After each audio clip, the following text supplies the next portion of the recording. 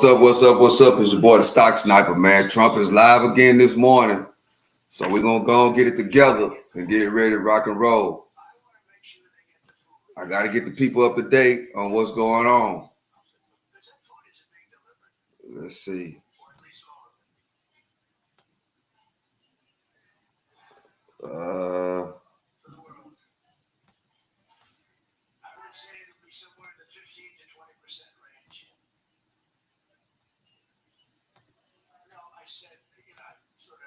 Yeah, we back early this morning. I'm a little late, so I apologize for that. But I'm gonna let this play. I'm gonna let this play. I don't want to forget. Let's see.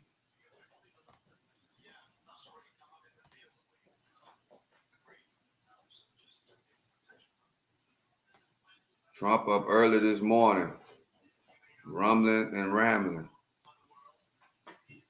British Prime Minister, that's who we meeting with this morning. He's up for a lot of us. Does this guy even sleep? Let's see.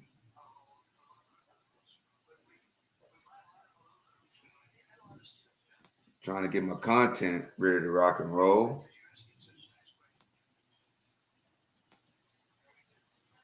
All right. Good morning, everybody. Hope you're having a great morning.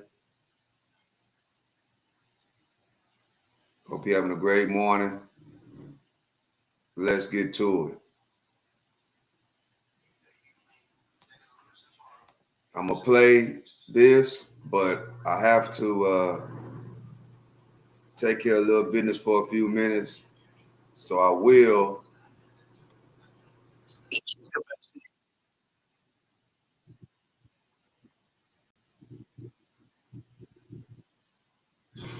Be back. A lot of things happened overnight, and a lot of things happened this morning. So let's go. I spoke yesterday with the president of the European Union, Ursula, who was terrific also on the subject, and she's going to play a big role also in helping us. So we have a good group of countries that are going to help with the humanitarian needs, which is food, sanitation. JP, it's so sad that Hulk Hogan died. He will be missed. You're right. It's very difficult to deal with Hamas, as I said. You know, we got a tremendous amount of hostages out. I'll be right back. But it would take place in drips and drabs. You'd get 10, you'd get 5, you'd get 2, you'd get 10, 12. We get 12 one time. Many of them would come to the White House, and they were so thankful. But I always said, when you get down to the final 10 or 20, you're not going to be able to make a deal with these people because they use them as a shield. And when they give them up, they no longer have a shield. And the people of Israel feel so strongly about the hostages. Some people would take a different view, but they feel so strongly about the hostages. So that's an ongoing process. Hamas has become very difficult to deal with in the last couple of days because they don't want to give up these last 20 because they think as long as we have them, they have protection. But I don't think it can work that way. So I'm speaking to Bibi Netanyahu, and we are coming up with various plans. We're going to see. It's a very difficult situation. If they didn't have the hostages, things would go very quickly. But they do, and we know where they have them in some cases, and you don't want to go riding roughshod over that area because that means those hostages will be killed. Now, there are some people that would say, well, that's the price you pay, but we don't like to say that. We don't want to say that. And I don't think the people of Israel want to say that either, which is pretty amazing. A lot of people would say, just get it done and whatever it is. You could also say speed might be better for the hostages. You go through, with speed, you may have a better chance because they're in deep trouble. They're in deep trouble. You saw October 7th, and you saw what the damage and the horror that they committed. People can't forget that. They tend to forget it, but they can't forget. That was one of the most evil things I've ever seen. And you just cannot forget that. So we're very much involved. The Prime Minister's involved. I'm involved. And I think I can speak. We just signed a very big trade deal, the biggest of them all yesterday, right? And the European Union is very much involved in wanting to help with really the Palestinians in terms of getting people fed. But the area of Gaza, another way of defining it is the area of Gaza. It's a very troubled place, and it has been for many, many years. It has been for many decades. So it's not like this just happened. This has been going on for a long period of time. So that's it. Our hearts are in the right place. We have some good news because the recent war that you just saw, they just announced, I see, the newest of the 5, now this would be 6 that we've stopped. I've stopped 6 wars in the last, I'm averaging about a war a month, but the last 3 were very close together. India and Pakistan and a lot of them. Congo was just, and Rwanda was just done. But you probably know, I won't go into it very much because I don't know the final numbers yet. I don't know. Numerous people were killed, and I was dealing with 2 countries that we get along with very well, very different countries from certain standpoints. They've been fighting for 500 years, intermittently, and we solved that war. You probably saw it just came out over the wire, so we solved it through trade. I said, I don't want to trade with anybody that's killing each other, so we just got that one solved. And I'm going to call the 2 prime ministers who I got along with very, very well and speak to them right after this meeting and congratulate them. But it was an honor to be involved, and that was going to be a very nasty war. Those wars have been very, very nasty. So we've done a lot of good work. We've had great support from the Prime Minister anytime we needed help, anytime we needed any form of support. You've been there. We appreciate it very much. And we're going to continue onward. We do have to take care of the humanitarian needs at what they used to call the Gaza Strip. You don't hear that line too much anymore. You don't hear the Gaza Strip. But it is the Gaza Strip. And it's amazing that it's not being handled a little bit differently. We're going to set up food centers, and we're going to do it in conjunction with some very good people. And we're going to supply funds. And we just took in trillions of dollars. We've got a lot of money. And we're going to spend a little money on some food. And other nations are joining us. I know your nation's joining us. And we have all of the European nations joining us. And others also have called, and they want to be helpful. So we're going to set up food centers and where the people can walk in and no boundaries. We're not going to have fences, and they can't. They see the food from 30 you would say yards away, and they see the food. It's all there, but nobody's at it because they have fences set up that nobody can even get it. It's crazy what's going on over there. So we're going to work very closely together with your country, a great country. We also discussed inside that we are, there's a whole new thing happening with regard to energy from nuclear. Yeah. And the Prime Minister's looking at that very strongly. And I know you have Rolls-Royce nuclear plants. That sounds pretty good, right? I love that. What a great brand that is. But you're also doing the Rolls-Royce or the nuclear plants, the smaller plants. We're doing smaller and bigger, but the small is interesting. They do a small plant, very easy, very safe, and as they need more, they hook up another plant, and they have a series of plants instead of, doing the $20 billion plant. That gets tough for a lot of people to do. So we're just studying that, and it sounds like you're very far progressed, but that's a great thing you're doing on nuclear. We opened up nuclear about 2 months ago, and it's now safe and very inexpensive. No, we see civil nuclear as a big part of the future as we go to sustainable, independent energy, and I think that between the 2 of us we can work very much more closely on this, and we've agreed that that's our ambition, that's our aspiration, and this is going to be a big part of the future when it comes to energy. And you can see in the last few years energy has been weaponized, prices have dictated both families and businesses across the United Kingdom, and therefore taking control of energy is a huge prize. So the more we can work together on this, the better, and small modular reactors are a very big part of the future here, and we've got great companies like Rolls-Royce involved in that. So I'm very much looking forward to working together with you, Mr. President. We'll do that. We'll do that. We're going up to your oil capital, in a little while. We're going up to Aberdeen. That's called the oil capital of Europe. And that's a great asset that you have up there someday.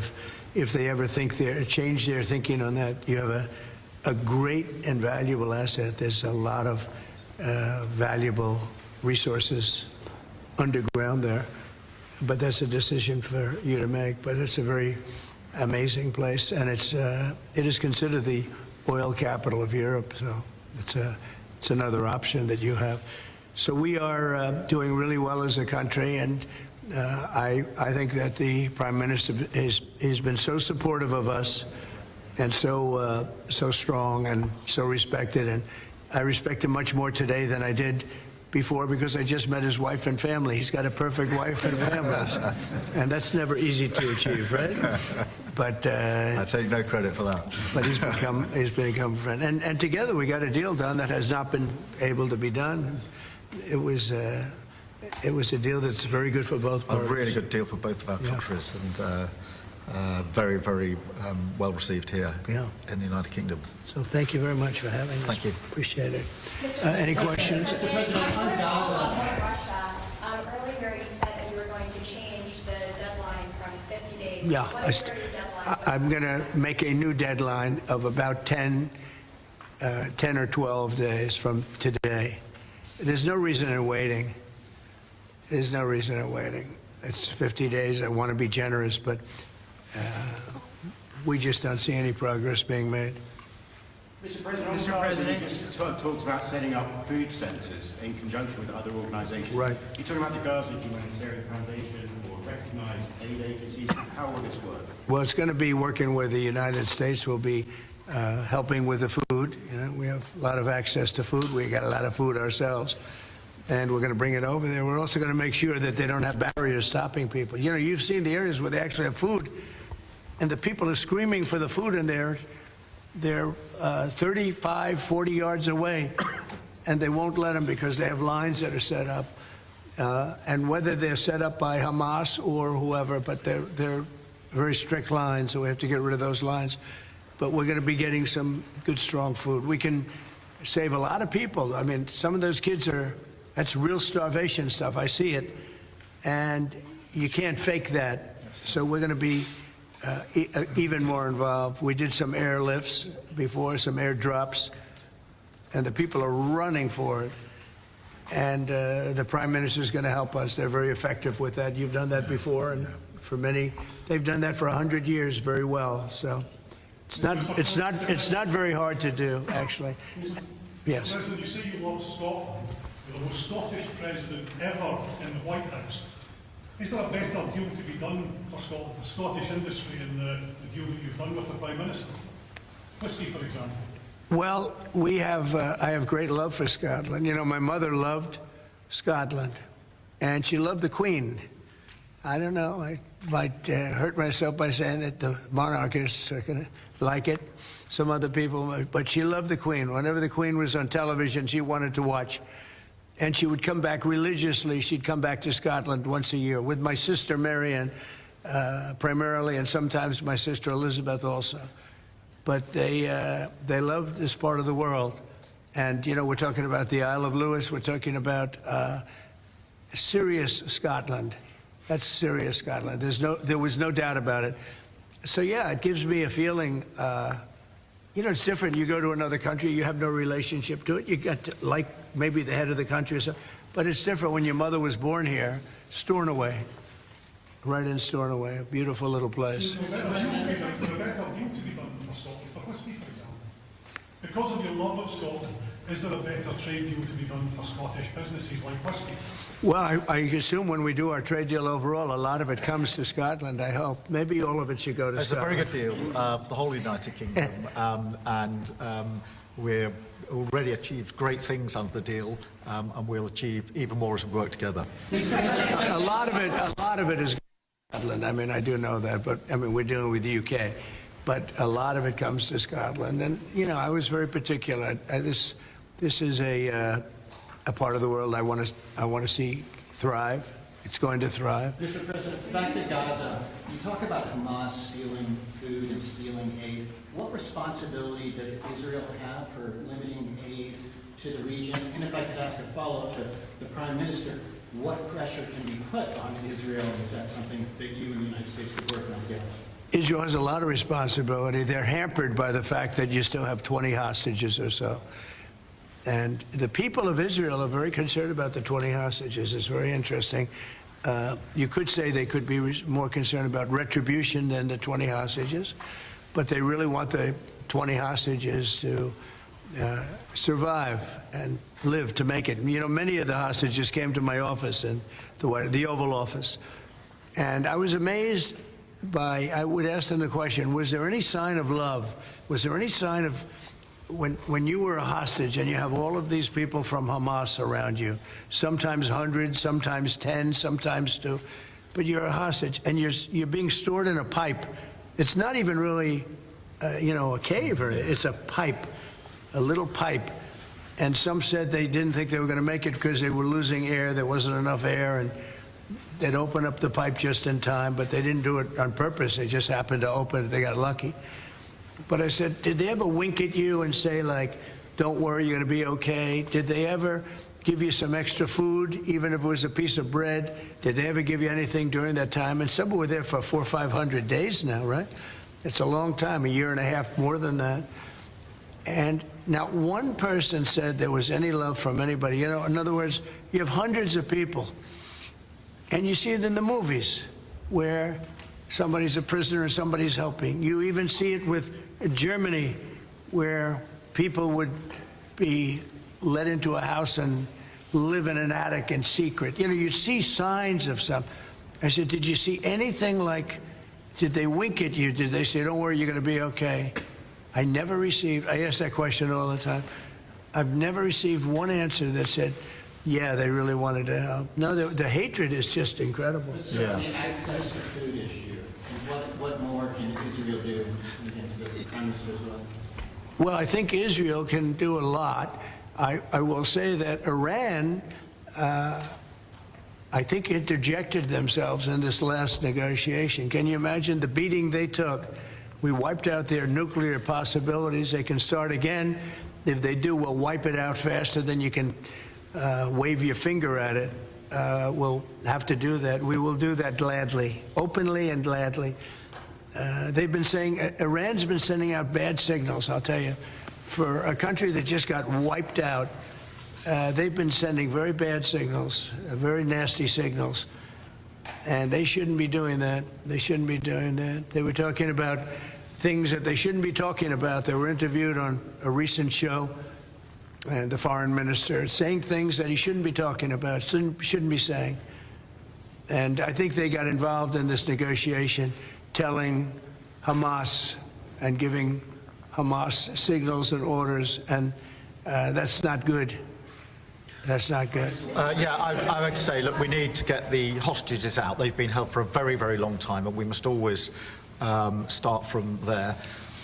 But also recognise the situation on the ground in Gaza is absolutely intolerable, and I think that certainly speaking for the British public and myself, seeing those images of starving children in particular are revolting, and there's a sense of revulsion in the British public at what they're seeing, and they know, and we know, that humanitarian aid needs to get in at speed, at volume. Yes, some could be airdropped, and we're working with others, with the US, with Jordan, on that, but the trucks need to get in, because that's the only way you can get the volume in, and we do thank the President for the work he's done to try to get to a ceasefire, which we desperately need, but also to put aid in to the region. There needs to be much more of that. We need to galvanise other countries in support of getting that aid in. And yes, that does involve putting pressure on Israel, because it absolutely, this is a humanitarian catastrophe now. We also need to look beyond that situation to what then happens in the event of a ceasefire, which is desperately needed.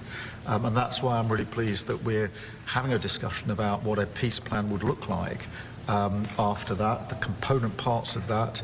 And we have to be really clear at this point that Hamas can play absolutely no part in any future governance in Palestine, and and in Gaza. And it's really important that we're clear about what triggered this, who took the hostages, and calling out Hamas for what they are, which is a terrorist organisation. But I think today the focus has to be on getting that humanitarian aid in. At speed. Will the UK avoid more pharmaceutical tariffs, and will it happen before August the 1st? Well, we'll be announcing on pharmaceuticals sometime in the very near future. We have a very big plan on pharmaceuticals. We want to bring a lot of the pharmaceuticals back to America, where they should be. If you look at COVID, it sort of taught us a lesson. We were getting our pharmaceuticals from other countries. We almost didn't make any. We used to make them ourselves, and we're going to want to be making a lot of them ourselves, all of them in a sense.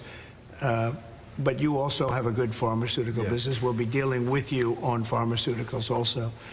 And we certainly feel a lot better with your country working on pharmaceuticals for America than some of the other countries that were with the relationship we have. You would not use that as a cudgel. You wouldn't be using it as a block.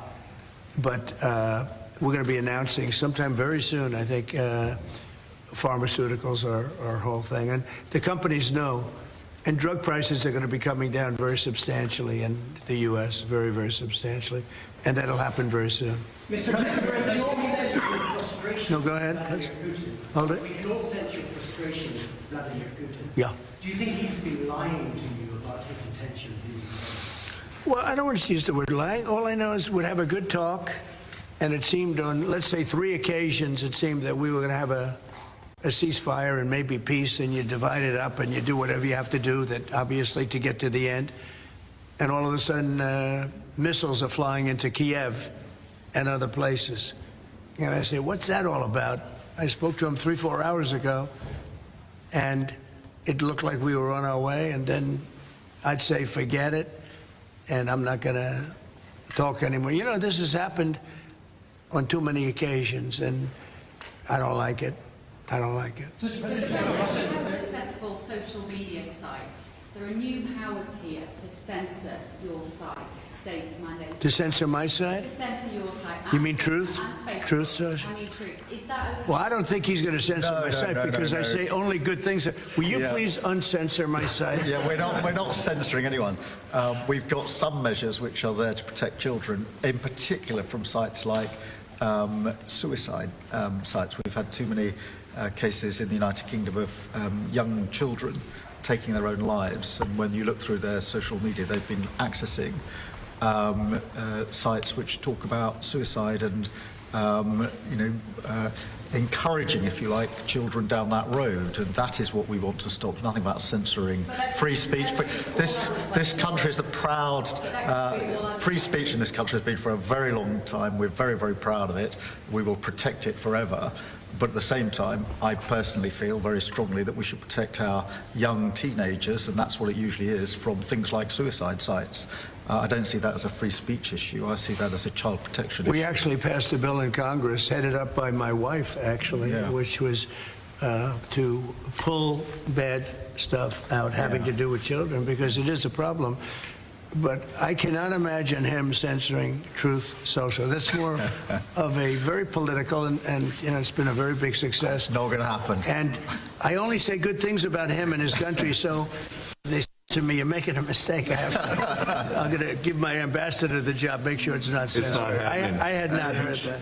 You're a big investor in this area, Mr. President. Say it? You're a big investor in this area. To put it mildly. Like this ballroom that we built from scratch. Do you worry, though, about the risk of increased taxes here? Will that stop you investing? And do you have a message last night on the soccer to the English Lionesses who won the European trophy?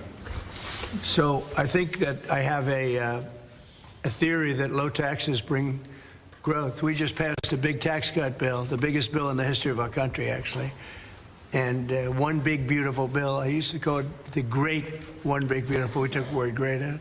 But it's actually called the One Big Beautiful Bill. It's essentially a very large tax cut bill for everybody. And our country's, pretty soon, I think I can say it right now, our country's never done better.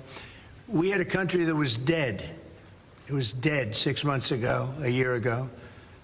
Leaders from NATO, we had a very successful meeting NATO. Your prime minister was there. It was an unbelievable love fest with all of those countries, and they agreed to go 5% and all the things. Very smart to do. But many of the leaders said, essentially, they said, your country was dead 1 year ago. 1 year ago, we had a dead, and we did. We had a dead country. We had a president who didn't know where the hell he was.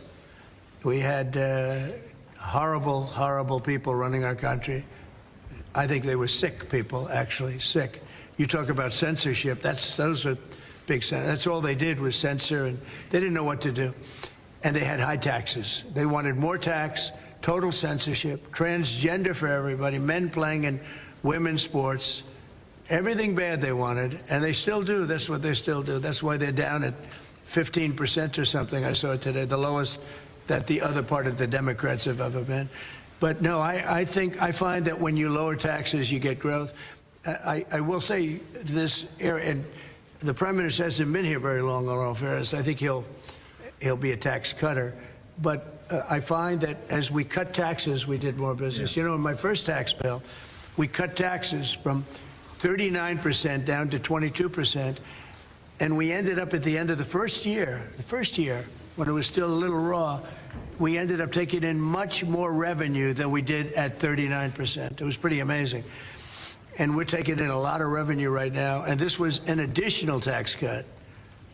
So I find, for whatever it's worth, tax cuts are very good. Mr. Russia moved up the deadline. It's now 10 or 12 days. Is the sanction the same, that you're going to slap a 100% tariff on anybody who does business with Russia? So what I'm doing is we're going to do secondary sanctions unless we make a deal, and we might make a deal. I don't know.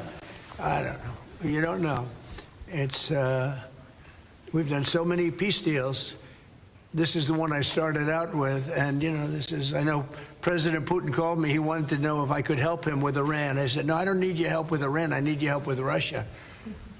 And so that's the one deal that continues to linger. And, we're losing 5,000. They're losing. I'm not losing. You're not losing. But 5,000 Russian and Ukrainian kids a week are dying. And that's not mentioning the people that are dying also in towns where, he's lobbing missiles into certain towns like Kiev. And he's got to make a deal. It's too many people are dying. It's a really bloody war. And the 5 is now, they're really telling me that number is obsolete. It's like 7. That's terrible. So you have 7,000 Russian and Ukrainian soldiers dying every single week for no reason whatsoever. So you would think, based on common sense, you would think he'd want to make a deal. We'll find out. Have you had any other Ukrainian channels conversations with the Russians? Reiterating this? In what? Reiterating this new pressure and deadline. Yeah, well, we're going to have well, you're the press. I'm reiterating it to you. I'd say 10 to 12 days. I'll announce it probably tonight or tomorrow. But there's no reason to wait. If you know what the answer is going to be, why wait? And it would be sanctions and maybe tariffs, secondary tariffs. You know what a secondary tariff is. And look, the Russian economy, I don't want to do that to Russia. I love the Russian people. They're great people. I don't want to do that to Russia. But this thing, they're losing a lot of Russians. They've lost 1 million Russians. And that's the, sons. That's the sons and daughters of Russian families. They leave the house. They go, bye, Mom, bye, Dad, and then they get blown away. And Ukrainian, too. Look at Ukraine. It's a disaster what's happened there. But it continues to go on. As you know, we made a deal where the European Union is essentially involved, but it's NATO, and we're supplying weapons to NATO. NATO's now paying because the United States, because of Biden's in for $350 billion, the European nations are in for about $100 billion. Should be the opposite way, by the way, because we have a big ocean in between. Should be the opposite way. But I think that eventually something's going to happen. It should happen fast. So many people are dying. When I settled out with Congo and Rwanda, they lost almost 8 million people. And it just made so much sense. And if I didn't get involved, they wouldn't have done it. They weren't even thinking about settling it. It was just going on forever. And nobody could go into those territories because they'd get killed. They'd get killed. And now they have I hear it's a whole different ballgame. We settled it. This is one that should be settled. Russia, Ukraine. This is one that really should be settled. Mr. President, Scotland's First Minister has today set out his plans for a second referendum on Scottish independence. Can I get your reaction to that as someone with deep ties to Scotland? Prime Minister, can I also get your thoughts on that? If the SNP do win a majority in next year's election, then they have the right to hold a referendum, you know. Well, I don't want to get involved in your politics. We got enough politics of our own. I will say that I predicted what was going to happen the last time. You remember, I was opening the first course over at Aberdeen, and I was over here, and at the same time, and they asked me that question. I made a prediction. It was the day before the vote, and I made it correct. I like to be correct, but I made a correct prediction. I don't know. I do say that when they made that deal, somebody said that it was, and I remember this very distinctly, I said, could they do this all the time? There was a little bit of a restriction, like 50 or 75 years before you could take another vote. Because, you know, a country can't go through that too much. I don't know the First Minister, but I've heard great things about him. I've spoken to him. I hear very good things about him, and I'm meeting him today. So maybe I'll have a better opinion then. And let me answer that straightforwardly, because I believe in a stronger Scotland, in a better United Kingdom. And I think that at a time like this, when it's quite clear that there's uncertainty and volatility around the world, the strength of the United Kingdom together is very important for all four nations, very important for Scotland.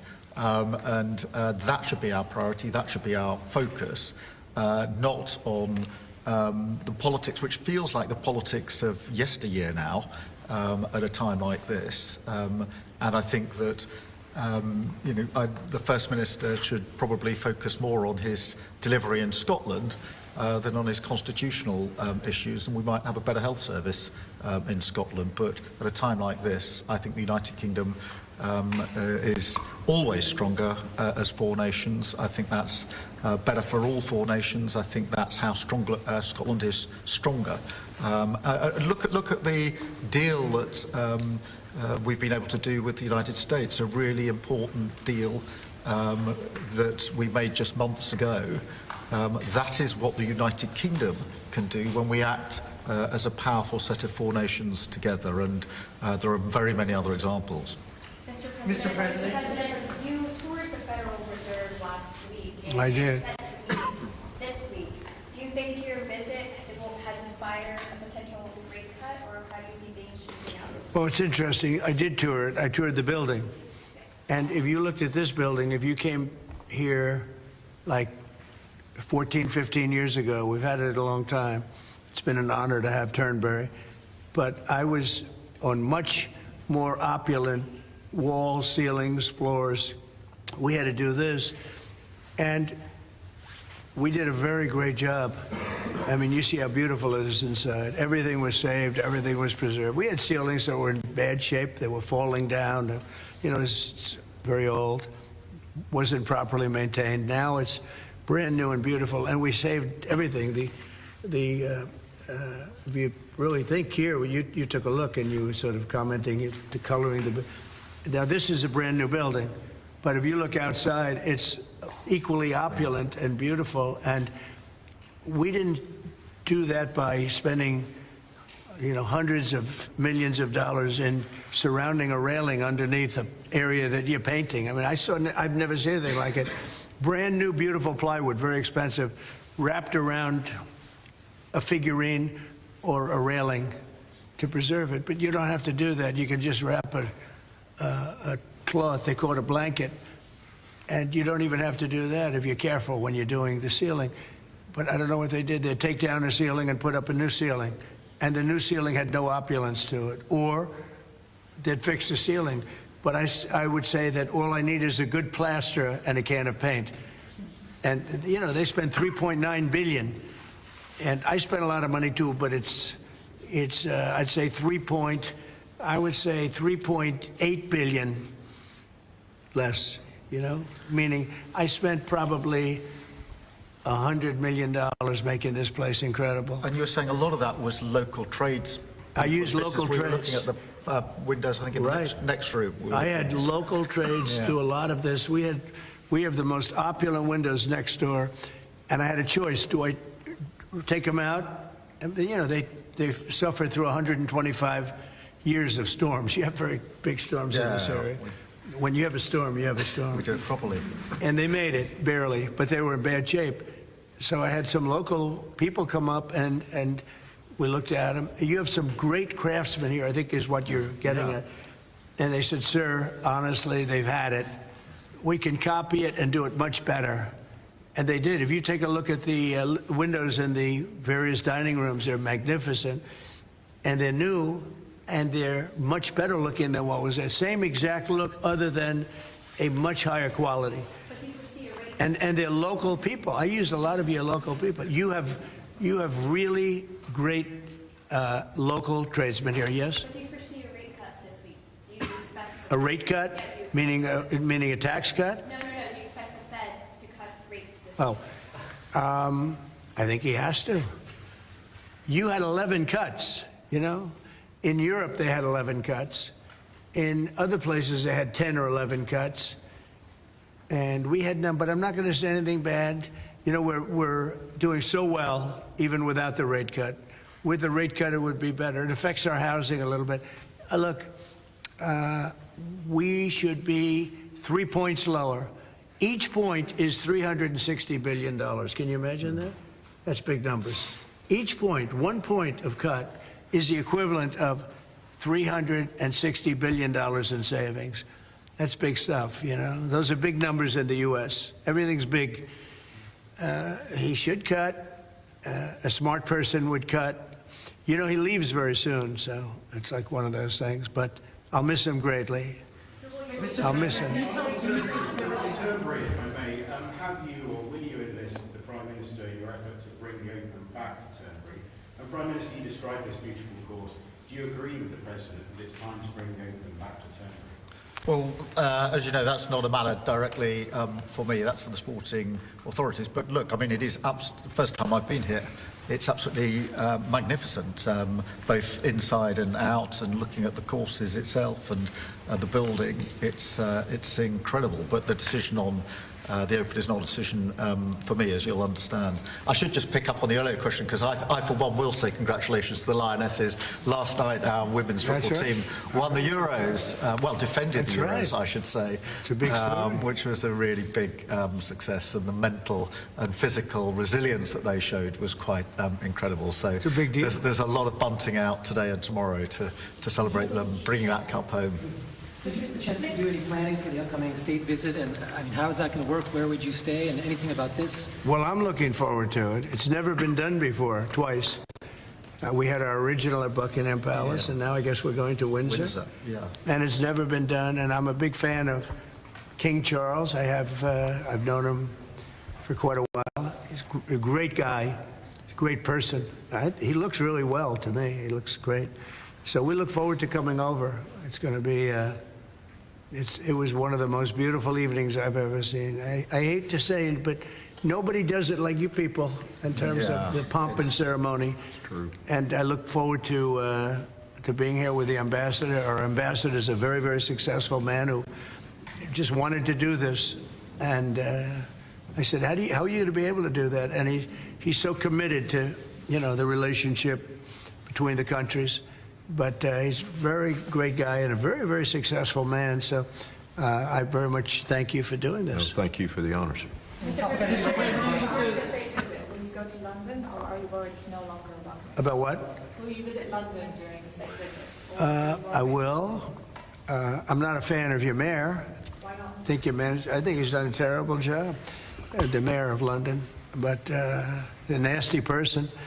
I think he's done it. I think he's a friend of mine, right? No, I think he's done a terrible job. But I would certainly visit London, yeah. Would you like Gaza? So MP Nigel Farage has asked Parliament to be recalled when you're there. Well, I like Nigel. I mean, Nigel, as you know, is a friend of mine. Nigel's done very well. He's a friend of mine. And Keir's a friend of mine. Would you recall Parliament so that the President can talk to MPs? Well, Parliament's in recess at the time, but look, I do want to be clear. This is an unprecedented and very special state visit. This has never been done before, and there'll be many elements of it that have never been seen before. So this is going to be a historic occasion, and we're all very much looking forward to it. And I was very, very pleased to be able to put forward the invitation when we were at the White House earlier this year. So but this is not just a state visit. They're always incredible occasions, and this is an unprecedented second state visit. So you can imagine just how special that's going to be. The fact that it's never been done before, and that's because it's non-consecutive, and it's the only reason it could be, made it even more interesting, frankly. So it's going to be great. And being with Charles and Camilla and everybody I've gotten to know because of 4 years and now 6 months, gotten to know a lot of the family members. They're great people. They're really great people. And in that sense, I think that the UK is very lucky. You can have people that weren't great people. I don't know if I'd say that, but you could have people that weren't. But we're very lucky to have our royal family. Absolutely fantastic. So we really look forward to that. As far as Parliament, if he wants me to speak in Parliament, I'll do it. Okay? But it doesn't have to be then. It could be some other time. Maybe we should save it for another time. We'll let the one visit speak for itself. But anytime, if I could be helpful, I would certainly do it. Thank you. What's up, everybody? I'm back, man. I had a little business I had to take care of, so I had to step out a little bit. I appreciate everybody for joining me. Appreciate everybody for tuning in, tapping in, all these comments. I appreciate y'all, man. Hit the like button and subscribe to the channel as you come in. We got 600 people in the building. We had good news for the last 24 hours. It's going down. It's going down. Appreciate y'all for joining me. Hope y'all having a great morning. Let's continue.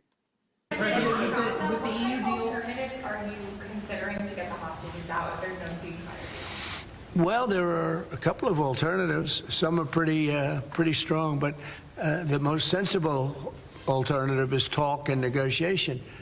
But I said a long time ago, at a certain point, they're not going to be talking because they're going to lose their shield. The hostages are a shield for them. They did horrible things on October 7th. And the hostages are a shield. And I said, you're going to get down a number, and the number's going to be at a point where you're not going to be able to get them back unless you're going to be very energetic, or to put it a different way, unless you're going to be very ruthless and violent. It's a bad situation to be in, very bad. Mr. President, with the EU deal last night, you talked during the campaign about President Putin respecting you and helping you have a relationship with him. Do you still feel that way, that he respects you, considering the conversations you've had that have been really nice? Yeah. I've always gotten along with President Putin. I have had a great relationship with him. And he went through the Russia hugs, too. I mean, it was, we used to talk about it. We used to say, it's too bad we really can't do anything between our country. Because if we did, they'd say, Look, I was tough on Putin because I was the one that closed up Nord Stream, and Biden came along and opened it up. I was very tough on Putin in one way, but we got along very well.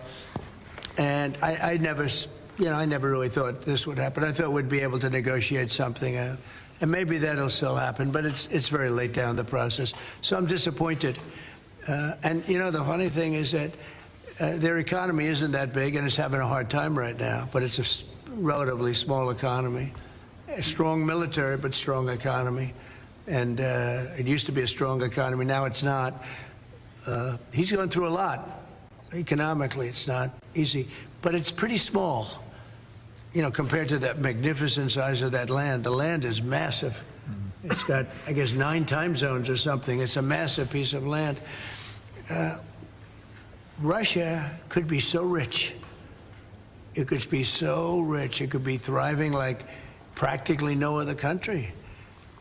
And they're holding that back because we can't. He wants to do trade deals with us. He talks about it all the time. He wanted to.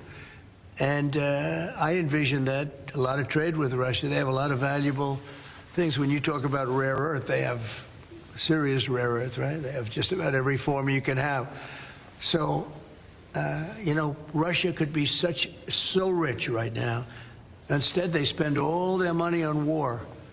They spend everything on war and killing people, and it doesn't make sense to me. I thought he would want to end this thing quickly. I really felt it was going to end, but every time I think it's going to end, he kills people. Could a meeting help, and are you considering it? Has been proposed? I don't know.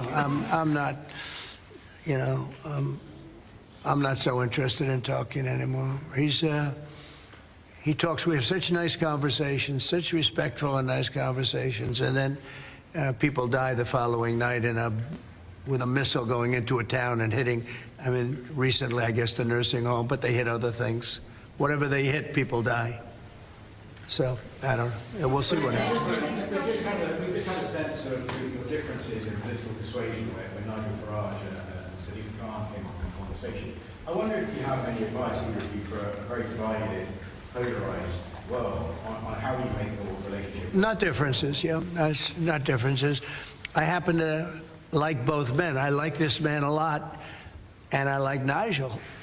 And, I don't know the politics over here. I don't know where they stand. I would say one is slightly liberal, not that liberal, slightly, and the other one is slightly conservative. But they're both good men. Mr. President, look, we like each other, we respect each other, we get on, and we've both got a great love of our countries, of our families, and therefore there's a huge amount that we have already achieved, actually, together, and will achieve as we go forward, leading our respective countries, and of course the relationship between our countries. Donald, we were talking about this morning. That whether it's defence, security, intelligence sharing, it's a close historic relationship. We have fought together in the past. We've always stood together. And I, for one, am very pleased that we've got such a good personal relationship between us. And I think it just shows that even if you come from different political perspectives, different backgrounds, actually there's a huge amount of common ground when it comes to what is in the best interests of our two great countries, and they are two great countries. And I think that because we focus on what's best for our countries, we get along very well, and I'm very pleased that that's the case. Mr. President. Well, I do know he wants to cut taxes as much as he can, and politics is pretty simple. It's I assume there's a thing going on between you and Nigel, and it's okay. It's two parties, but generally speaking, the one who cuts taxes the most. All right, guys, I put up my daily poll. Y'all know I like to put up the polls to see what everybody think. Is America winning, guys? That's the question of the day. Is America winning? Please go vote. Let me know what you think. Appreciate you for voting and chilling with me. Appreciate y'all for coming in and rocking with me. Do you think, is America winning? The one who gives you the lowest energy prices and the best kind of energy. The one that keeps you out of wars. He's kept you out of wars. But the one that keeps you out of wars. You have a few basics, and you can go back 1,000 years, 1,000,000 years, whoever does these things. But low taxes, keep us safe, keep us out of wars, no crime, stop the crime. And in your case, a big immigration component, because I know that your attitude has become strong on immigration, strong on the toughness of immigration. But I think whoever's going to be, I think I won because we had a lousy president, to be honest with you. We had an incompetent president. But I won because I was very strong on immigration. Now, we had inflation. We had sort of a bad economy with this guy. We had a lot of problems, but I focused on immigration more than I did anything else. And I think I won because of immigration. I think I won because of the border. I had a bad border where millions of people were coming in to our country illegally. And as you know, in last month, 0 people came into our country illegally, 0. So we went from a bad, incompetently run border to the most competently. What's up, Too Strong for Life? Appreciate you for joining me. I am late. I had a couple of things I had to attend real quick, but guess what? The people entered the building. I appreciate y'all. Too Strong for Life. Hey, how you doing?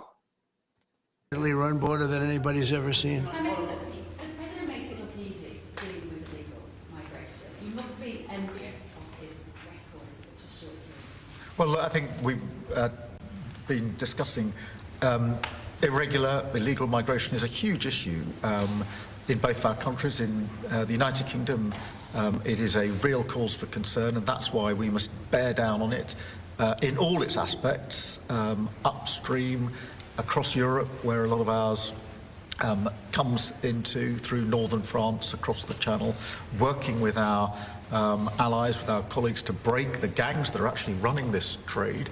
But equally being very strong that when people have arrived in this country who've got no right to be here, then we should be removing them to their own country. And that's why I'm really pleased that we've been able to focus on this very intensely and get 35,000 people out of the United Kingdom who had no right to be here. Because the message has to be you can't make your way to the United Kingdom. We won't tolerate our rules being broken. And if you get here, you will be returned to where you came from. And it's really important that we bear down on that. We're such an attractive place for people to come if they want a better life, as we are. People coming via the rules are always welcome. Of course, we've welcomed talent and people into this country for centuries, literally. But what the British people will not tolerate is those that break the rules. Those that come through irregular routes, and that's the really important distinction here, and that's what we're bearing down on. And I'm really pleased that we're through pretty well all of the international engagement I've done, all the meetings I've had, the country we've done deals with countries in the last 12 months that many people thought it was not possible to deal with when it came to immigration, irregular immigration, and we've returned thousands of people who've got no right to be here. And that, I think, is, for the British people, we're a reasonable, tolerant country where people are coming lawfully to contribute to our communities, to our country. Then, of course, they're welcome and have made a great contribution. But what people will not tolerate is those that are breaking the rules. And that is an issue of today, but it's a very British thing. We are people who respect rules. We don't approve of those that break rules.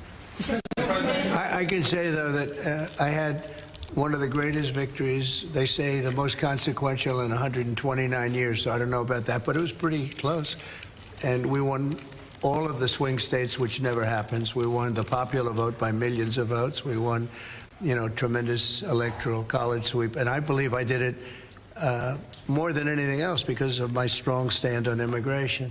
And I don't think this country is any different in that sense. I think it's a big factor. And it is with a lot of the European countries. Some of the countries have lost their way, and they have tremendous crime because of it. I mean, you had countries with no crime that now have tremendous crime. And you know the countries, and I know the countries. And so I think it's a huge factor in any election, not just this election, but in any election. I think the one that's toughest and most competent on immigration is going to win the election. But then you add low taxes and you add the economy. He did a great thing with the economy because a lot of money is going to come in because of the deal that was made. But I think that immigration is now bigger than ever before. Mr. President, your Treasury Secretary is meeting with Chinese trade Right now. Right now. Have you received an update? Do you expect a deal when these talks are over, especially with the August 1st deadline? No, they're meeting right now. And, we have a good relationship with China. But China's tough. And like you're tough, we're all tough, yes. But we're going to see what happens. We just concluded our deal with Japan. It was very good for everybody. We're making, great deals. We're making deals that are good for us, but we want them to be good for everybody. It's important. It's sometimes I'll do something that I shouldn't do because it's not very important for our country, but it's very meaningful for the country on the other side. And I'll let them have that point because it's very important for them. So I don't know, but we've made a lot of deals in the last couple of months. And then ultimately, as you might as well know, we're going to just, because we have, you have 200 countries, more. But people don't know that. You got a lot of countries. And I wouldn't want to sit down with 200 people and have to deal the way he was calling me all the time. We want this, we got to have that, these are tough negotiators. These are, look, they're smart people, they're tough negotiators. They know what they want. And, but we're going to be setting a tariff for essentially the rest of the world. And that's what they're going to pay if they want to do business in the United States. Because you can't sit down and make 200 deals. But we've made the big ones. We just finished Indonesia. They opened up their country. We just finished Japan. They opened up their country. Japan opened up the country. They were totally closed. They opened it up to our cars, even to rice. Rice was a big deal. They would never take anybody else's rice. They're taking rice. But they opened up their country. Philippines, we just finished. They opened up their country. They were very closed. I'd love to see China open up their country. So we're dealing with China right now, as we speak. Yeah, we're dealing with China right now. The deal you've got with the UK is better than the one with the European Union. Is that because you think Brexit was a good idea in this country? No, look, we have a very special relationship with this country. Like, my mother was born here.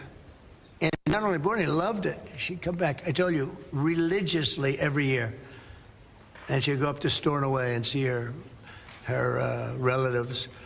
But she loved the country. Yeah, it probably has, it always has an impact. Always has an impact. But, Germany has a new leader, and I think he's terrific. I think you like him too. Yeah, I think he's terrific. My father was born in Germany. Or his parents were just out. But, so, you have a lot of feeling for this part of the world. I do.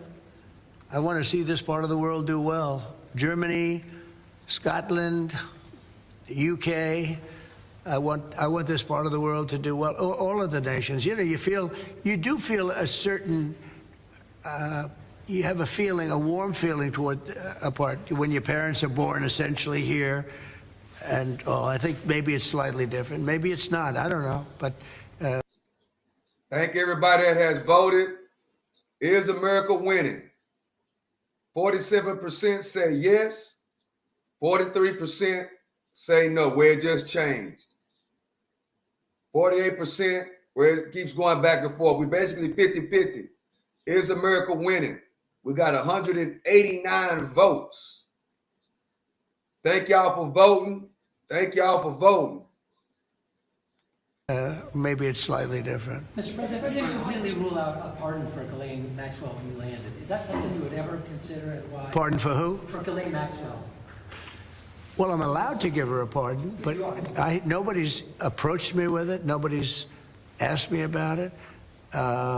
It's in the news about that aspect of it, but right now it would be inappropriate to talk about it. So, Mr. President, your opposition to offshore wind is well known. In Scotland, wind is a disaster. But in Scotland and across the UK, wind farms. I know, it's a shame. It's not his fault. Well, I used to tell Alex Salmond. Have you spoken to the Prime Minister, and will you speak to the First Well, Minister? all I can do is give my look.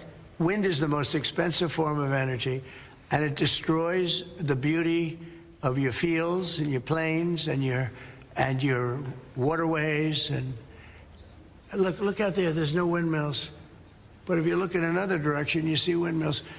When we go to Aberdeen, you'll see some of the ugliest windmills you've ever seen. They're the height of a 50-story building, and you can take 1,000 times more energy out of a hole in the ground this big. This big. It's called oil and gas. And you have it there, the North Sea. This big, that nobody would even see. You can take 1,000 times more power because the wind is intermittent. It doesn't work. It's extremely expensive. All the windmills are made in China. They used to be Germany and China. Now they're mostly in China. They all come out of China. They say that the blades, which are carbon fiber, you can't bury. Oh, okay, you can't bury. What are you going to do? Dump them in the ocean someplace? because they only last a certain period of time. And remember, a windmill has a life of 8 years, especially when they're out in the salty sea and they start to rot and to rust. You're going to have to replace them. It's very hard to replace them. Wind needs massive subsidy. And you are paying in Scotland and in UK and all over the place where they have massive subsidies to have these ugly monsters all over the place. So I've restricted windmills in the United States. Now, a couple, we have, you know, the poor, stupid people at the beginning, they approved them, so they have their full approvals. But I've restricted windmills in the United States because they also kill all your birds. You know, they wipe out. You know, it's interesting. If you shoot a bald eagle in the United States, they put you in jail for 5 years. And yet windmills knock out hundreds of them. They don't do anything. You explained that. So it's a very expensive energy. It's a very ugly energy. And we won't allow it in the United States. So we believe in a mix. And obviously oil and gas is going to be with us for a very long time. And that'll be part of the mix. But also wind, solar, increasingly nuclear, which is what we've been discussing this morning, civil nuclear as we go forward. The most important thing for the United Kingdom is that we have control of our energy and we have energy independence and security, because at the moment, whatever the attributes and facilities in the North Sea, that is sold onto the international market. We buy it back off the international market. That was a historic mistake in my view. But what we need is a mix so that we get the energy security that we need for the future, and that's the focus of everything that we're doing. But what we have discussed today is that the energy prices are too high, which is why we recently took measures to reduce the energy prices, particularly for energy-intensive businesses. But in the long run, the only way to reduce your energy prices is to take control of your energy, and that's what we're doing, taking control of our energy. Mr. President, King Charles, who you are a great friend of, is a big fan of eco-projects, windmills, as you call them. Is he wrong? So King Charles is an environmentalist, I will tell you. And I say that in a positive way, not a negative way. And every time I've met with him, he talked about the environment, how important it is. And I'm all for it. I think that's great, you know. King Charles, more than anything else, loves the country. But I got to know him very well. He truly is an environmentalist. He wants clean air, clean water, you know, all of the things that we all want. Mr. President, you have said that you have not been briefed on the Epstein files, or your name has not appeared in the Epstein files. But doesn't the AG have to tell you if your name is... Well, I haven't been overly interested in it. You know, it's a hoax that's been built up way beyond proportion. I can say this, those files were run by the worst scum on earth. They were run by Comey, they were run by Garland, they were run by Biden, and all of the people that actually ran the government, including the auto pen. Those files were run for 4 years by those people. If they had anything, I assume they would have released it. The whole thing is a hoax. They ran the files. I was running against somebody that ran the files. If they had something, they would have released. Now, they can easily put something in the files that's a phony. Like, as an example, Christopher Steele, a person you know well, happens to be from your country. But Christopher Steele, as an example, wrote a book, a dossier. We call it the fake news dossier. And the whole thing was a fake. The whole thing was a fake. They can put things in the file that are fake. But those files were run by bad, sick people. If they had anything, why didn't they use it when I was killing Joe and then he gave out because he was 25 points down? And then I got... Well, why did you keep telling everybody that you were going to release the files? Like you said that a lot of times before you got elected, that you would release the Epstein files. Why would you keep telling everybody that you're going to release the Epstein files? Now you don't want to release the files. Got somebody new. Nobody even knew anything about her. She was a horrible vice president. She was a border czar, but she never went to the border. She never once called a border patrol agent to find out how we're doing, but she was the border czar. Her name was Kamala. Nobody knows her last name. It was Harris. but nobody knew her last name. So I ended up, how would you like to end up in a race where you're killing somebody, you're beating him, and then they say, all right, we'll take him out. He's not working. Let's put somebody else. And then she had a 6-week honeymoon. It was amazing. They predicted she will have a 6-week honeymoon, and she did. He changed the subject. He changed the subject. He back on the election now, bro. The election was 8 months ago. We need to quit talking about the election. Yeah, you won the election. Stop talking about the election. Why are you changing the subject? Did y'all see how he did that, guys? He changed that subject so fast. The question was about releasing the Epstein files, and he changed it just like that. And then she got slaughtered. But think of it. Those files were run by these people. They were run by my enemy. If there was anything in there, they would have used them for the election. Yeah. Do you think that drawing, I think I heard you say something the other day, that the drawing that was the subject of the Wall Street Journal report. I don't do drawings. I'm not a drawing person. Do you think it was fraudulent? I don't do drawings. Sometimes people say, would you draw a building? And I'll draw 4 lines and a little roof, you know, for charity stuff. But I'm not a drawing person. I don't do drawings of women. That I can tell you. They say there's a drawing of a woman.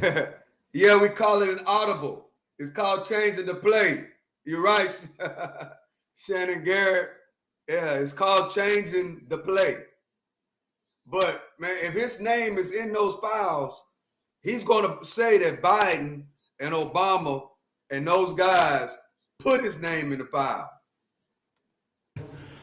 And I don't do drawings of women. And also, you know, Epstein was always a very controversial guy. I was at a very high position, you know, pretty much all my life. In all fairness, I've been doing this for a long time. I had the top show on television. I had the #1 bestsellers. I had everything, right? And I was a very successful business guy. He was a very controversial. Who would do a controversial drawing? Now, with that being said, they say there were many letters done by many people, and in many big people, you know, big successful people. But I just don't. When you talk about files, I just keep going back, and other people too. Even the enemy says this thing is not correct, because if we had it, we would have used it on the guy. It's a bad issue. They say it's a good issue for Trump. Do you know that my poll numbers are up 4.5 points since this ridiculous Epstein stuff? My poll numbers have gone up 4.5 points because people don't buy it. Okay, people don't buy it. And he's gone, and we want to focus on trade deals. I want to focus on the deal we just made with the European Union, which is the biggest trade deal in history. It's the biggest deal, I think, in history, not just trade deal. So if they would have had something, they would have used it. And people keep writing stories about the time he threw him out of Mar-a-Lago. Can you settle that? What was it about? What caused the breach? That's such old history. Very easy to explain, but I don't want to waste your time by explaining it. But for years, I wouldn't talk to Jeffrey Epstein. I wouldn't talk because he did something that was inappropriate. He hired help, and I said, don't ever do that again. He stole people that worked for me. I said, don't ever do that again. He did it again, and I threw him out of the place, persona non grata. I threw him out, and that was it. I'm glad I did, if you want to know the truth. And by the way, I never went to the island, and Bill Clinton went there supposedly 28 times. I never went to the island, but Larry Summers, I hear, went there. He was the head of Harvard. And many other people that are very big people. Nobody ever talks about them. I never had the privilege of going to his island. And I did turn it down, but a lot of people in Palm Beach were invited to his island. In one of my very good moments, I turned it down. I didn't want to go to his island. Yeah. Mr. President, on Gaza, next time you speak to Netanyahu, what will you ask him to do? Say it what, louder? Next time you speak to Netanyahu, what will you ask him to do? Well, I'm going to say, look, we're giving money and we're giving food, but we're over here and we're over in the United States, and I think I can speak for the Prime Minister. We're giving money and things. He's got to sort of like run it. Well, I want them to make sure they get the food. I want to make sure they get the food, every ounce of food. I think you want the same absolutely. thing. It's an absolute focus. Because that food isn't being delivered, Mr. President, or at least all of it. you said you were going to set essentially a tariff for the rest of the world. For the world. What percent will that tariff be? I would say it'll be somewhere in the 15 to 20% range. So maybe 15 or 20, or? No, I said, I sort of know, but I just want to be nice. I would say in the range of 15 to 20%. Probably one of those two numbers. UK and steel aluminum makers here are worried about tariffs. Will you do anything to help them here? Aluminum? You're a pretty big aluminum maker. Right? Yeah, that's already covered in the deal that we've agreed. So we're just doing the implementation of that. But Mr. President, when will that come down from 25% to 0? You mean on the overall, on the world? On steel and aluminum from Britain, it's 25. Well, we're going to know pretty soon. We're going to have it pretty soon.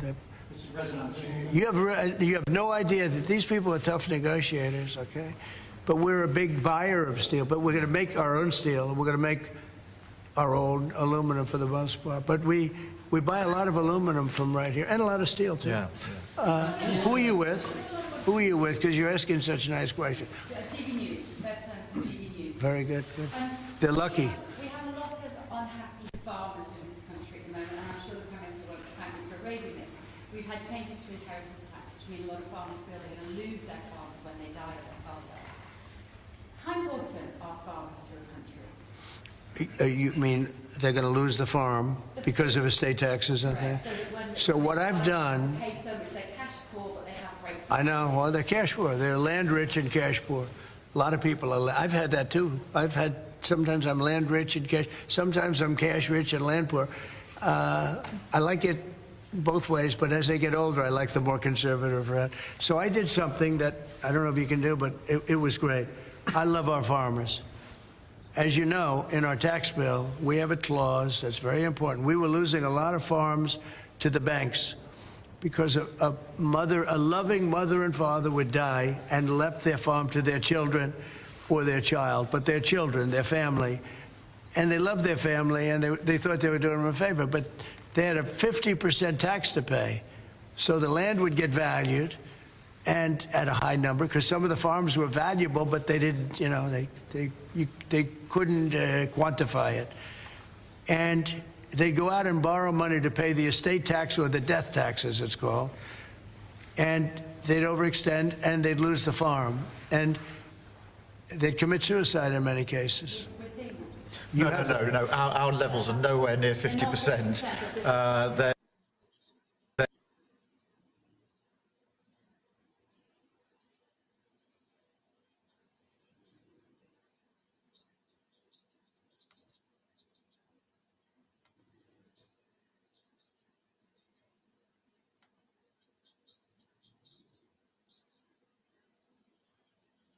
Well, what just happened?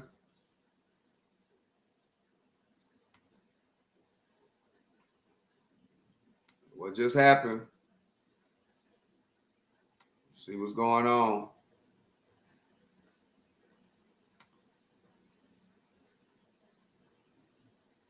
Stores. And it almost seemed like a week after that factory announced it was going to close its doors, another factory in Mexico or China or somewhere else in the world, that factory was going to open up.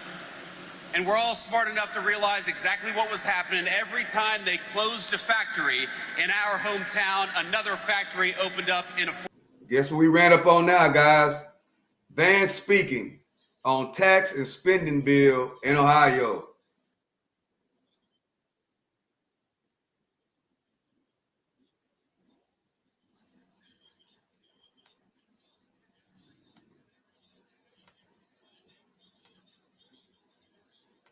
foreign country. And if you were anything like me, you'd ask, why the hell is this happening? Why is this happening to great American industry, to great American workers, where we are closing down in the United States and opening up in some foreign country? And the answer, my friends, is because we had a generation, and I hate to say it, it was in both parties, a generation of failed politicians who rewarded businesses for opening up factories overseas and penalized businesses for building. right here in the United States of America. And under the leadership of Donald J. Trump, we have turned that stupid logic right on its head. We are going to reward companies for investing in the... All right, update on the votes. We got 400 votes. Is America winning? 44% yes, 56% no. If you have not voted, please go vote. Is America winning? Go vote, go vote. We got 404 votes. A lot of votes, guys. Thank y'all for voting. Thank you for your participation. Now let's see what Vance is talking about on tax and spending bill. In the United States of America, and we're going to punish companies for building in China and Mexico.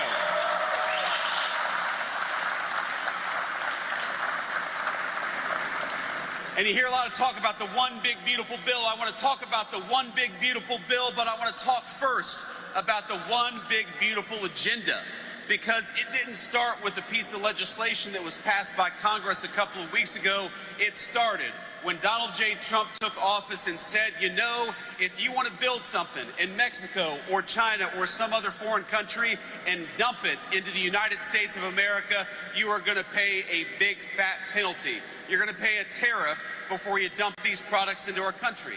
And you know what that did? That put the entire world on notice that America was back, and if you wanted to build and invest in America, you were going to be rewarded. But if you wanted to build and invest... Zeus, you ain't see no vote sign. It should be at the bottom of the page. It says, is America winning? Please go vote, yes or no. Zeus, it's right there. Is America winning? 423 votes. Somewhere else, you were not going to be rewarded. And that put the entire world on notice, and it had to happen. Because for 40 years, while those great American factories closed their doors, we know what went right along with them. It was great American jobs, it was great American dignity, and it was great American wages. And we know that because we're making smarter decisions in Washington, D.C., we are going to reward all of you for the great work that you're doing, and we're going to reward American companies for investing in American workers, not foreign workers, for a change.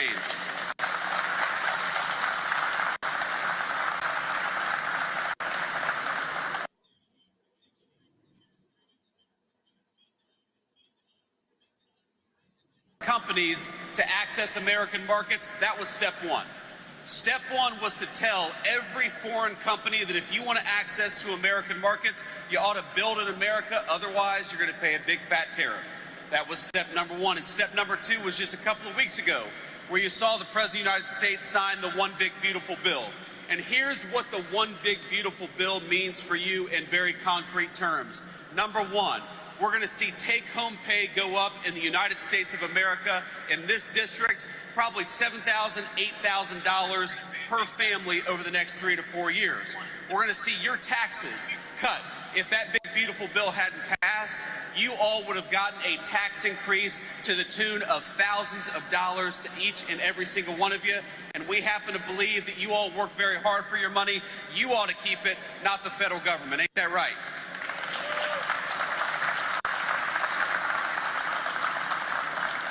That One Big Beautiful Bill makes it easier to invest in American energy and American energy workers, because if you want to build and manufacture great American steel, we all know that it helps to have cheap, reliable American energy to build that steel with. So we're going to invest in American energy workers. We're going to drill, baby, drill. We're going to stop buying oil and gas from foreign countries, and we're going to buy it right here at home in Ohio and Pennsylvania.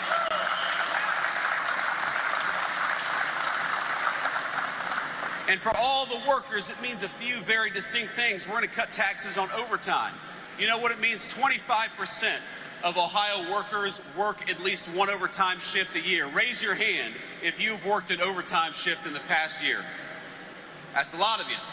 And every single one of you, when you work an overtime shift, the federal government is not going to take a dime out of that overtime pay, because if you're spending hard hours away from your family, the federal government ought to keep its hands the hell out of your pocket when you're doing it. And that's one thing the big, beautiful bill changed. You hear Mike talk about no taxes on tips. I know you guys are not tipped workers, but I know you rely on a lot of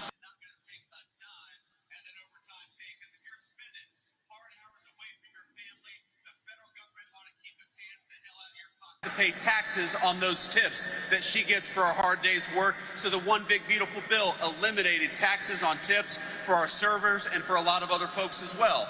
That's something that's going to benefit communities right here in northeastern Ohio.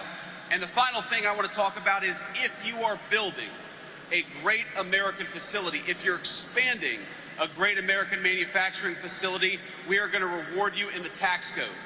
This sounds crazy. I almost didn't believe it myself, but did you know that if you built a great American factory 10 years ago, you would actually get penalized compared to if you built that great factory in China or somewhere else? So why don't we change the tax code? And that's exactly what we did, to where if you build or expand a great American factory, the federal government is going to reward you instead of penalize you for a change. I think that's the biggest provision in the big, beautiful bill. Invest in American workers, invest in American companies, and your government is going to fight right alongside you to build those great American dreams. That's a very good thing.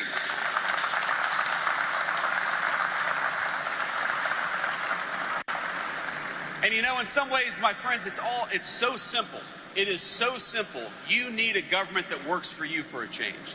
You need a government that makes it easier for your employers and for yourselves to invest and build wealth right here in the United States of America. You need a government that makes your life easier and not harder, and that's what the Trump administration is committed to doing every single day. So I'm going to talk one more thing about the big, beautiful bill, because even though it doesn't touch on manufacturing, it doesn't touch on this beautiful steel mill that we're sitting in right now, it does matter to each and every one of you, and that is border security.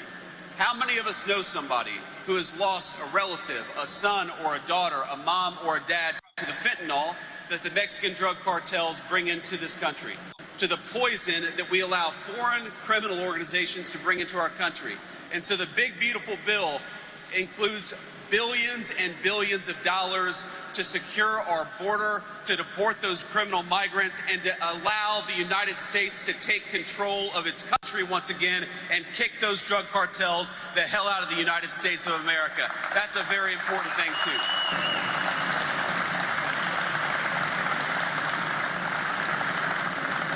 So all this is in the one big, beautiful bill, and I want to thank a few elected officials for helping make that big, beautiful bill possible. I believe that we have Congressman Max Miller in the House. Max, where are you? There's Max. Thank you. I didn't notice you with the hat. Max was a critical part of getting that legislation across the finish line. I believe we also have Congressman Michael Rulli. Mike, good to see you, man. We appreciate you. And though she's working in the State House and not in Washington, D.C., I believe we have State Senator Jane Timken. Jane, thank you for everything. It's good to see you, my friend. But I got one thing I got to say, which is, you know who we don't have in the House right now? We do not have Congresswoman Amelia Sykes. Even though we're right on the border, I believe, of Amelia's and Michael's district, Amelia Sykes is not here today. And you know why she's not here today? Because she's not celebrating no taxes on tips. She's not celebrating no taxes on overtime. She's not celebrating the highest rising take-home pay in 60 years, because she fought us every step of the way on the big, beautiful bill. She fought to raise your taxes. She fought to prevent that overtime tax drop. She fought to continue taxes on tips.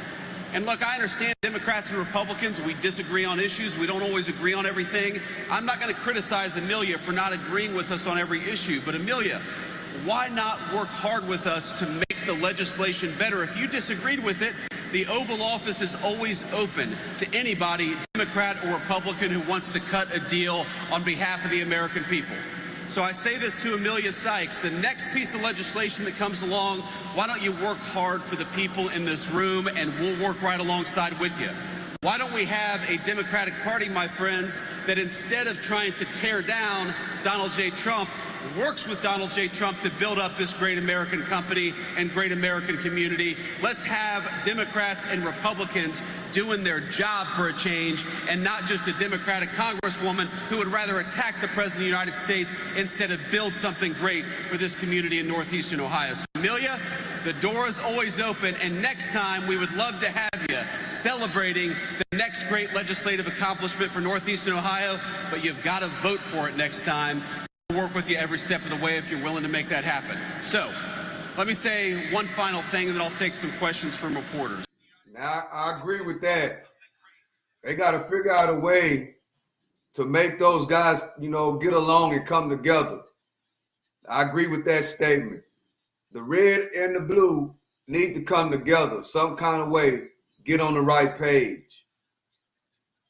That's when I think America will start winning. Once Republicans and Democrats actually stop going at one another and actually come together. My grandfather, the man who raised me, was a steel mill worker. And when I talk about factories closing down, that is very much the story of the town that I grew up in southwestern Ohio. The steel mill that employed my grandfather at one time employed 10,000 great American steel workers, and it's one of the lucky ones, just like great Metallis here, and it's still in operation but doesn't employ nearly as many people. I want the story of this country to be building great things. I want the story of this country, whether you're a college-educated worker or a non-college-educated worker, I want you to be able to have a dignified job in your community. If you've got a grandchild or a child who's graduating from college or graduating from trade school, I want them to be able to build a great life right here in Northeastern Ohio. How many of us know relatives who've moved away from these great communities because they felt like there wasn't a good life to be built here? Under Donald J. Trump's leadership, here's what I commit to you. We're going to fight every single day to help you build the kind of life that you're proud of, to make sure you've got a dignified job, and make sure that you're paid an honest day's wage for an honest day's work. It is time for you to have a government that works for you instead of against you for the next 3.5 years the Trump administration promises. That is exactly what we're going to do. Thank you. God bless you. Thank you for the work that you do, and thank you for having me here in Northeastern Ohio. God bless you all.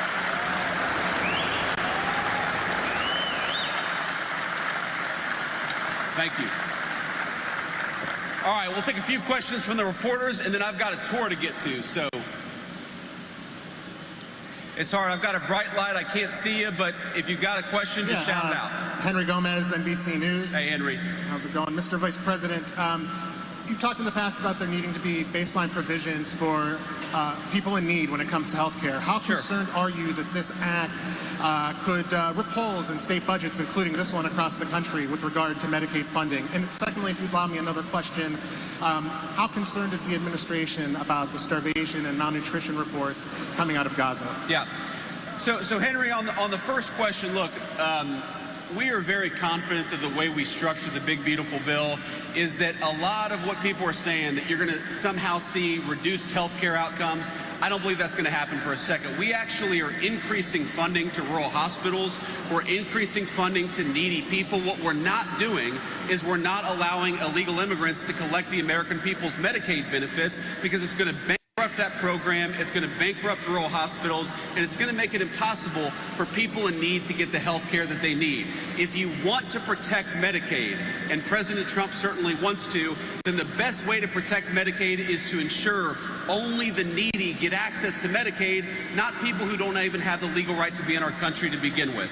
So I think it's interesting that you have Democrats who are saying we want to take health care away from people. The only people we want to take health care away from are illegal immigrants, because we don't want them in our country to begin with. We want them to go back to their country of origin. It's really that simple. And when you do that, you protect Medicaid for generations to come, which I know a lot of people, Henry, who depend on Medicaid. We want to make sure they've got access to Medicaid, but you need smart politicians in Washington who are fighting to protect that program, and that's what we did with the One Big Beautiful Bill. It's another reason why I'm so disappointed that Congresswoman Sykes wouldn't vote for it, wouldn't even work with us to work on some of those provisions, because she certainly would have found an open door to the White House. And the second question you asked, Henry, I think was about Gaza, about the starvation of Gaza. Look, the President said this today. He said it yesterday. He's been very consistent about this. We are very worried about the humanitarian problem in Gaza. We see a lot of starving children. We want to make sure they get food. We also want to make sure that the thugs in Hamas that are preventing them from getting food are stopping that process. So we got to get food to the neediest people. We've also got to make sure that Hamas gets the hell out of Gaza and lets the food come into that terrible, terrible situation, because I don't know if you've all seen these images.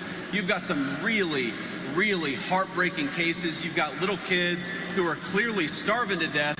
Israel's got to do more to let that aid in, and we've also got to wage war on Hamas so that those folks stop preventing food from coming into this territory.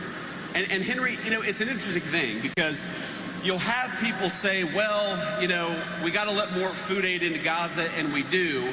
And I know that our Israeli friends feel like it's kind of unfair, because they're waging war against Hamas.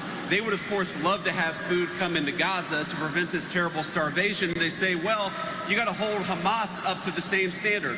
Let's be honest. Hamas is a terrorist organization. If we ever count on Hamas to get food into Gaza, you're just going to have more starving kids. So it's up to the Israelis and up to the Gulf Arab states to take some initiative and help these starving kids. We've got to do it. It's a terrible situation, and it's got to stop. The president said as much just a couple of hours ago.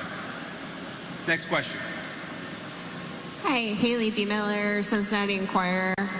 Have you seen footage in Cincinnati of a recent street fight, and what concerns do you have about that, given that that's your home city? You said a street fight in Cincinnati? I have not seen this. Sorry, give me a little more background, Haley. I'm not sure about this. There was a group of people who attacked a couple folks on the street in Cincinnati. Senator Bernie Moreno, some others have spoken out about it, have been critical of it. Okay, yes. So what I saw, and I haven't seen the full context, but what I saw is a mob of lawless thugs beating up on an innocent person, and it's disgusting. And I hope every single one of those people who engage in violence is prosecuted to the full extent of the law. And they will be. They will be, so long as law enforcement in the state of Ohio takes their job seriously. I know Dave Yost cares a lot about these things. But yeah, I actually, you're right. Bernie did send me a clip of this, and we talked a little bit about it. I don't know the full context. I don't know how the fight started. But the one part that I saw that was really gruesome is you had a grown man who sucker punched a middle-aged woman. And where I come from, at least, when you have a grown man who sucker punches a middle-aged woman, that person ought to go to jail for a very long time. And frankly, he's lucky there weren't some better people around, because they would have handled it themselves. But if they're not going to handle it, the cops in Cincinnati, the law enforcement, you've got to prosecute people. We've had way too much lawlessness on the streets of great American cities. How many of you all have wanted to go to downtown Akron or downtown Canton or downtown Columbus for a meal, but you're worried because the local authorities in these big cities have allowed lawlessness to run wild? We have got to make great American cities safe again for families and children. If you want to take your wife or your children out for a meal, you shouldn't be worried about street violence. And the only way to destroy that street violence is to take the thugs who engage in that violence and throw their asses in prison.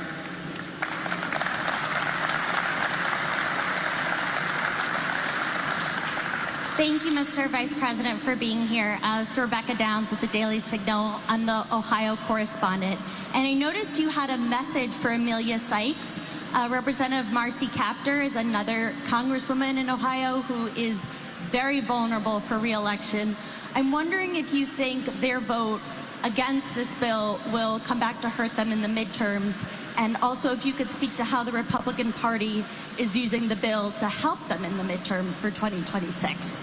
Well, I think the way Republicans are using it to help us is pretty simple. We think this is a great bill for the American people. We think it's great for the incredible American workers that I see smiling up at me right now. They're getting a little hot, I can tell, but we're having a good time, and the bill is good for them. And so it's going to help us, because when you help people, when you give people a tax cut, when you lower taxes on overtime, I believe the people reward you with their votes. That's what it's all about. If you go to Washington, you make some promises and you keep those promises, that's how you earn people's trust. That's how you earn people's vote. And that's what I think is going to benefit the Republican Party because we made those promises. We said we're going to cut taxes on tips. We said we're going to cut taxes on overtime. We said we were going to penalize foreign nations and foreign corporations for taking advantage of American workers, and that's exactly what President Trump has done, and I hope that people will reward us for it. But yeah, anybody who voted against it, I think they ought to pay a penalty because they voted against all those great things for the people of Akron and the people of northeastern Ohio. You know, Marcy's, I guess her district is in northwestern Ohio, but you've got a lot of manufacturing and a lot of energy workers in northwestern Ohio that would have benefited from her yes vote. And here's the last thing I'll say about this. The craziest thing is, if you're a Democrat and you don't like this legislation, then come and talk to us. Make some proposed changes. Tell us, you know, this provision isn't so good. We'd like to change it a little bit, and if we change it, then I could get to yes. This is the process of government, and these guys didn't even come to the White House and try to make their concerns known. They didn't try to make the legislation better. They just attack, attack, attack, attack.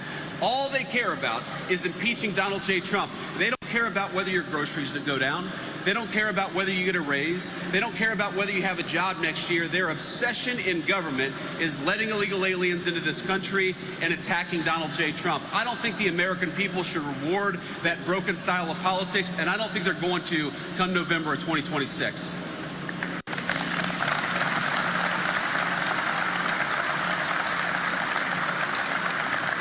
Hi, Mr. Vice President. Julie Carr-Smythe from the Associated Press.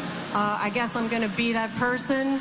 There are some protesters outside accusing the GOP of protecting pedophiles, and we're wondering what you think are the reasons the U.S. government should shield the client list of Epstein from the public, and what you have to say about any relevance to that here today.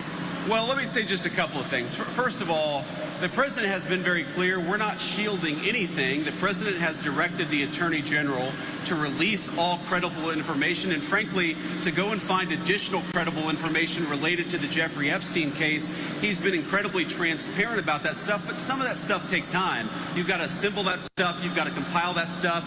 You've got to redact some victims' names so that you protect the victims. But the president has been very clear. He wants full transparency. He's asked that from the Attorney General, and I know, because I talk to her all the time, the Attorney General is hard at work on that issue right now. But I think I got to make an observation that there's an interesting thing about this case that the American media seems to totally ignore. For 4 years, under Joe Biden's Department of Justice, the media didn't give a damn about the Epstein files or about the Epstein case. For literally 20 years, the story about this scumbag, and he is a scumbag pedophile, Jeffrey Epstein, he's dead now, but for 20 years, you had Obama and George W. Bush's Department of Justice go easy on this guy. They didn't fully investigate the case. They didn't show any curiosity about the case. And now Donald J. Trump is asking his Department of Justice to show full transparency. And somehow that's a criticism of Donald J. Trump and not Barack Obama and George W. Bush. If you want to criticize the people who aren't showing full transparency, you ought to go after the administrations that went easy on Jeffrey Epstein, the administrations that concealed this case for 20 years, and the administrations that failed to show full transparency. Donald J. Trump, I'm telling you, he's got nothing to hide. His administration has got nothing to hide, and that's why he's been an advocate for full transparency in this case. But you failing to realize, J.D. Vance, is that Donald Trump told us that he would release the files. I don't recall Biden ever saying that. I don't recall Obama ever saying that. So it's different. You know, you told us over and over and over and over and over again. Trump told us over and over and over again that he would release the files. So that's the reason why everybody keep talking about it, because you kept pushing it that you was going to do it. You kept pushing. You kept pushing. You kept talking. You kept talking.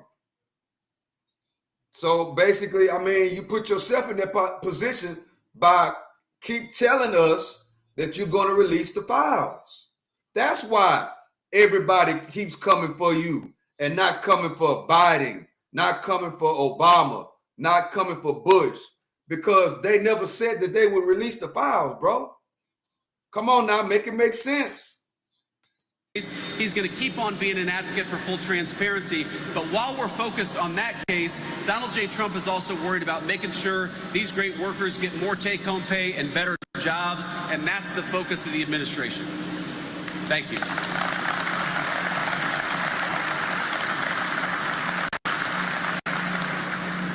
Hi, I'm Morgan Trout with News 5 Cleveland. You talked a little bit about protecting Medicaid. There are hundreds of thousands of Ohioans that are at risk right now of losing access to Medicaid despite really wanting to work, but they can't. What do you say to those hundreds of thousands of Ohioans that say they will have no health insurance? Well, what I'd say to those Ohioans is, one, don't believe every false media report that you've heard, because our explicit goal in the Trump administration is to protect people's health care so long as they're working hard, playing by the rules. We don't want you to be unable to afford a doctor's visit, and that is what we have tried to accomplish in this legislation. Now, there have been a lot of lies out there. And if, for example, you're an able-bodied person and you're searching for work, you still got access to Medicaid. If you're a single mom and you need access to that health care to make sure your kids can go see a doctor, you're still going to have access to that Medicaid. Who's not going to have access to that Medicaid is people who are in the United States illegally and people who refuse to even look for a job. Now, I don't know about you all, but while all these folks here are working hard, paying their taxes, doing everything they can to bust their rear ends to give their kids a better life, I don't think that we should reward people who aren't even searching for a job. And I think that's a very simple principle, that so long as you're trying to get a job, so long as you're in this country legally, we're going to make it possible for you to afford a doctor. That is the principle that drives us, and that's the principle that you're going to see in the Trump administration's policy over the next 3.5 years. So what I'd say to people is, if you're looking for work, we're going to help you look for work. If you're looking for a job, we're going to try to make it so there are better jobs available to you. But so long as you're working hard or trying to find a job, you are not going to suffer because of this policy. That's our commitment to you, and that's what we're going to fight to make happen. Thank you. And we'll do one more question here. Just one more. Thank you, Mr. Vice President. I'm Jeff Gorman with Hudson, Ohio Today. You talked about the next major piece of legislation. Since the One Big Beautiful Bill covered so much ground, what are some of the other legislative goals that the Trump administration has? Well, there are a lot of things that we want to work on, Jeff, and I appreciate your question. Number one, housing costs are way too high in this country. If you look over the 4 years of the Biden administration to the moment that Donald J. Trump took office, you had housing costs go up almost 100%. Housing nearly doubled. We've got a lot of great young American families who can't afford a home because housing went up so much under the Biden administration. Now, I'm proud of the fact that according to Zillow, under the Trump administration, housing has gone up 0.4% over the past 6 months. So we're making a lot of progress, but I think there's a lot more that we can do. We're, of course, going to keep on working on the health care question. The president really cares about this deeply. Why is it that European nations pay way less for prescription drugs than we do in the United States of America? They're basically free riders off the generosity of the Americans in this room. I think it's crazy that Americans pay so much for prescription drugs while a lot of our allies pay a huge discount. We're going to work on that issue, too, over the next year and a half. So there's a lot to do. There's a good news, bad news. The bad news is Joe Biden left us with a ton of a mess to clean up. The good news is there's a lot of opportunity to solve the American people's problems. The president is committed to doing that over the next year and a half and then the years beyond that as well. Thank you, Jeff. And let me just say, before we get to our tour, let me offer one final thought here. And it's that you guys, you hear the president say, make America great again. You are the people who make America great again. You bust your ass every single day. You build a great American product. I was talking to Mike and some of the senior staff just before I got out here, and they told me about this new furnace you're building that is going to build, or it's going to build the components that go into 155 millimeter artillery shells. So you all, by taking your craft seriously, by working hard, by doing a diligent job, you're going to make it so that the people who keep us safe have the weapons necessary to make our country safe and to save their own lives in the process. That's an amazing thing.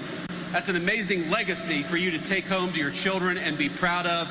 I hope that you are as proud of the work you do as I am of you, and I'm proud to be here today. God bless you guys. Keep at it. Love you. that's it, guys. I think I'm going to call it a day for right now. But do remember, today is Monday. I hope y'all having a great morning, but today is Monday. It's back to exercising. So y'all 300 people that's in the building, come kick it with me on the walk down. After I get through running, we have great conversations, talking back and forth. It's not like this. You know, it's more of a me and you type of conversation. So the 300 people that's in the building, subscribe to the channel, get the notification bell, so you will be alerted when I go live again. I'm going live again probably about 3 o'clock after I finish working out. So I appreciate y'all for joining me. Y'all have a great day. I really appreciate y'all coming in here rocking with me like y'all do. I really, really, really appreciate the comments. You know, I read the comments and I also learn a lot of things from the comments, which I really appreciate that. So to the next one, y'all come kick it with me, man, at 3 o'clock on the walk down. Till then, I love and I appreciate y'all. To the next one, I'm out.